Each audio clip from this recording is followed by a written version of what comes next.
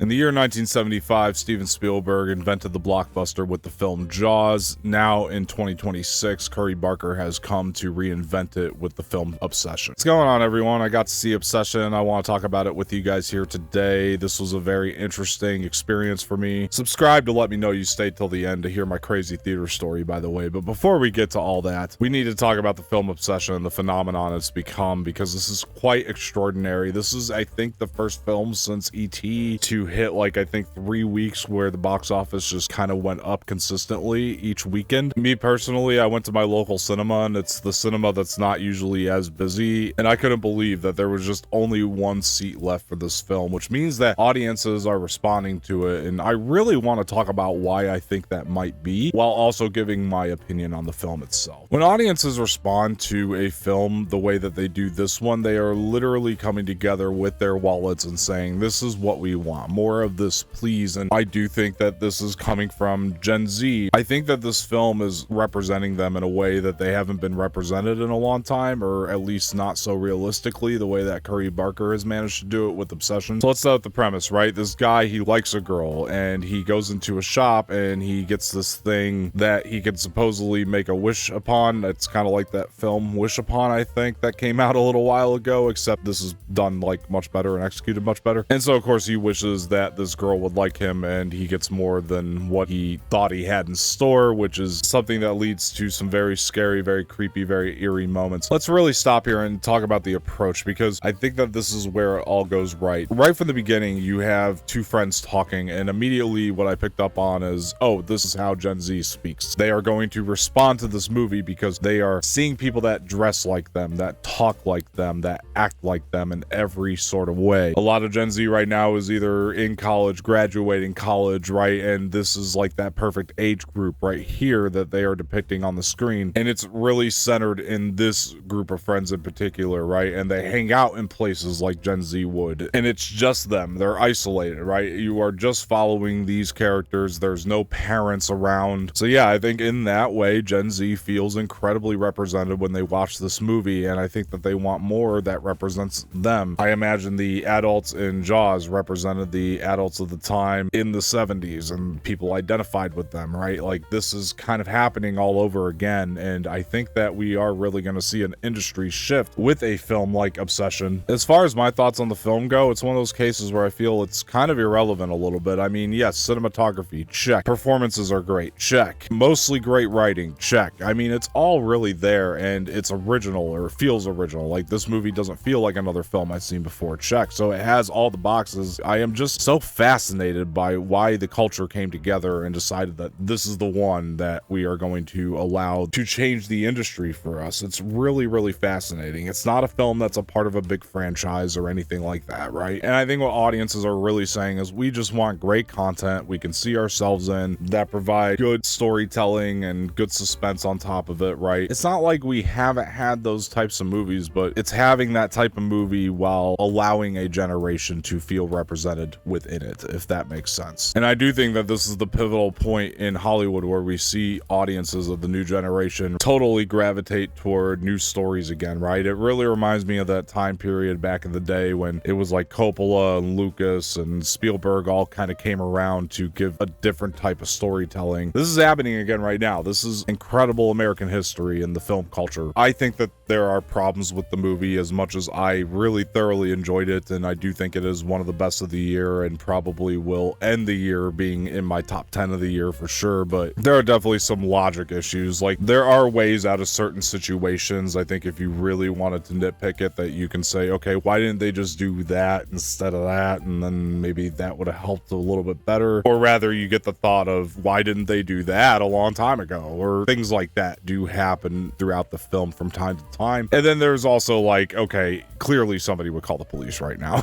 But the way Curry Barker approaches this film is he's just dedicated to his plot, so you almost let the good outweigh the bad here, and honestly, this is a fantastic movie. I do recommend that everybody checks it out. It's really, really good. But again, despite my opinions, if you peel back the layers, you'll see that there's something else going on that is really rallying the culture together to demand a different type of film here, and I think that that is the more fascinating story aside from just a general review. I really really enjoyed the movie. It does everything you want. It checks all the boxes. There are some logic and plot issues overall, but it delivers an experience, right? And at the end of the day, I think that this is what people want, is some type of great experience, and it's great to have. I'm an original storyteller like Curry Barker, who knows how to make this movie feel like nothing you've seen before, while understanding the people of today, while not overly blowing this thing up with political messaging. That's another thing I want to point out. It doesn't have like a ton of political messaging. It has messages in general, and it's the stuff that we care about more internally than externally, I feel. And at the end of the day, it just really wraps up in this bow that is really, really nice and neat. We don't need a sequel. It's the end of the story, right? It doesn't set up a sequel. We don't need a sequel. This is it, and I'm fine with that. And I think most people are going to feel that way, and apparently they do. They would just rather watch this movie again than go see a second one and wait for that to get their conclusion. And I think that's all what makes this film incredibly special, and it is such a cultural moment, and it should be celebrated, and hats off to Curry Barker for doing that. And I see him in interviews, and I really do think that this could be like the guy, right? Like maybe he is our next Spielberg or something, but he changed our film loving culture, and I think that that is something to be incredibly commended. All right, guys, before I go, I am going to tell you my crazy theater experience. As I said, I get to the theater, right, and there's one seat left, and I'm sitting in my seat, and the entire row to the left of me, nobody has arrived yet. Like almost every seat is filled like right about the time the movie starts, except for the row left of me. So I'm thinking, oh my gosh, okay, are there people coming? Are they going to come right in the middle of the movie? And sure enough, a group of them did come in the middle of the movie, but not really the middle. It was more toward the beginning. It wasn't too disrespectfully late, you know what I mean? So it was fine. They filled like every seat to the left of me, and I'm sitting there like, okay, I'm good. Okay, thank God it's not going to be like one of those things where they're coming like right in the middle, right in an important part, and making me get up and distracting me and all that, because there wasn't a lot of room in this theater. Like I said, I went to one of the cheaper, less busy theaters in my area. To the right of me, there's one empty seat, and it's like across the aisle to the right. I don't know if that makes a lot of sense. That's where it's at. This other person comes in who clearly belonged in the seat that was across the aisle to the right and sits on the person to the left of me's lap, which means